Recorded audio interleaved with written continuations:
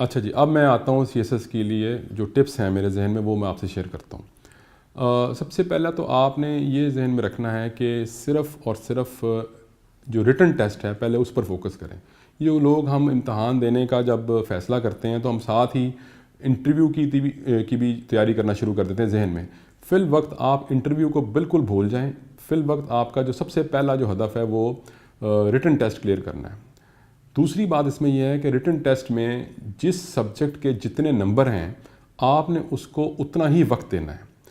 एक बहुत बड़ी गलती जो हमारे यहाँ लोग करते हैं वो ये करते हैं कि आपके मिसाल के तौर पे अगर एवरीडे साइंस के 50 नंबर हैं या जनरल नॉलेज के 100 नंबर हैं तो आप उनको उतना वक्त नहीं देते जितने उसके नंबर हैं। आप हर मजमून के नंबर कैलकुलेट करें और अपने दिन में उनको उतना ही उसी तनासब से वक्त दें। किसी को आउट ऑफ प्रपोर्शन वक्त ना दें, बशर्ते कि आप उसमें बहुत कमज़ोर हैं, कमज़ोर ना हो। तो ये एक बुनियादी दूसरी बात है जो आपने जहन में रखनी। लोग गलती इसमें ये करते हैं कि जनरल नॉलेज या करंट अफेयर्स को आउट ऑफ प्रपोर्शन वक्त देते हैं और भूल जाते हैं कि इस CSS में इस्लामियात में पास होना भी उतना ही ज़रूरी है जितना कि एवरीडे साइंस में पास होना ज़रूरी है। तो करंट अफेयर्स में पास होना भी इससे ज़्यादा या कम ज़रूरी नहीं है। तो टाइम मैनेजमेंट जो है इसमें ये बहुत बड़ा एक फैक्टर है। तीसरी बात यह है कि आपने जो मज़ामीन का इंतखाब है वो बहुत सोच समझ के करना है।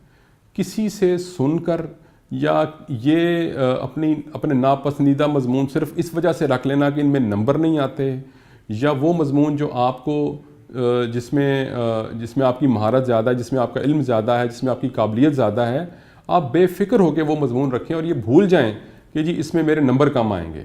ये मेरी आजमाई हुई बात इस तरह से है कि मुझे बहुत सारे लोगों ने उस वक्त कहा कि जी हिस्ट्री में नंबर आते हैं और पंजाबी में नंबर आते हैं और फॉरेस्ट्री उस ज़माने में बड़ा मशहूर एक मजमून था, उसमें नंबर आते हैं। तो ये तीनों मजमून मैंने नहीं रखे। एक दिन मैं वैसे किताबें ले आया था पंजाबी की और फॉरेस्ट्री की, और वो आधा घंटा मुझसे नहीं पढ़ी गई, तो मैंने वो उठा के फेंक दी। तो मजमून मैंने वही रखे कि जिनमें मैं MA या कर रहा था, जिनमें मैंने BA किया था, या जिनमें मुझे कोई दिलचस्पी थी, जिनमें मुझे कोई इंटरेस्ट था। तो आप भी उन मज़ामीन का इंतखाब करें जिनमें आपको इंटरेस्ट है, जिनमें आपकी काबिलियत है, जिनमें आप अपने आप को ईजी महसूस करते हैं। भूल जाएं इस बात को कि उसमें नंबर जनरली कम आते हैं या ज़्यादा आते हैं।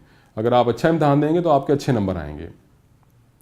और एक बात इसमें ये भी जहन में रखने की है कि जो अंग्रेज़ी का जो एस्से का मजमून है वो बहुत अहमियत का हामिल है, इसलिए क्योंकि उसमें काफ़ी ज़्यादा, मतलब जिस वक्त हमने दिया था तब तो बहुत कैजुअल्टीज़ होती थी, अब का मुझे कुछ इतना अंदाज़ा नहीं है, लेकिन उसमें एक बात जो नोट करने की है वो ये है कि ये आपकी अंग्रेज़ी का इम्तहान होगा, आपकी जनरल नॉलेज का इम्तहान नहीं होगा।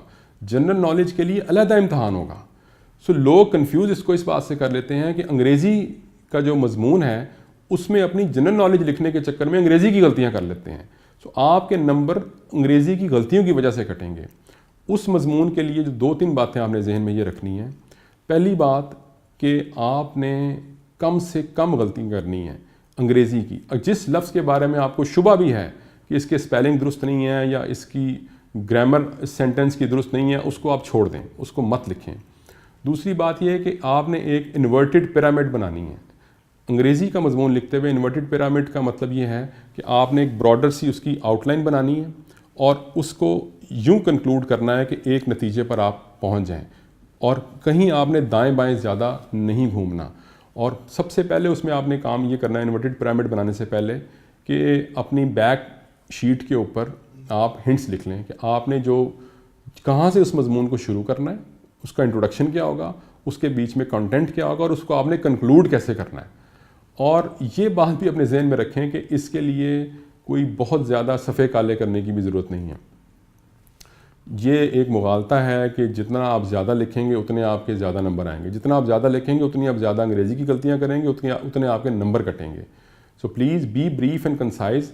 मजमून जब भी लिखें तो उसको ये जहन में रखें एक लफ्ज़ इन्वर्टेड पिरामिड कि वो आपने बनानी है और उसको उसके लॉजिकल एंड पे आपने कंक्लूड करना है।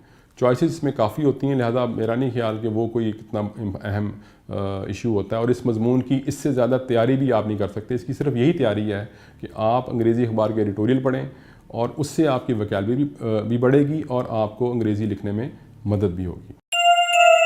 ہے۔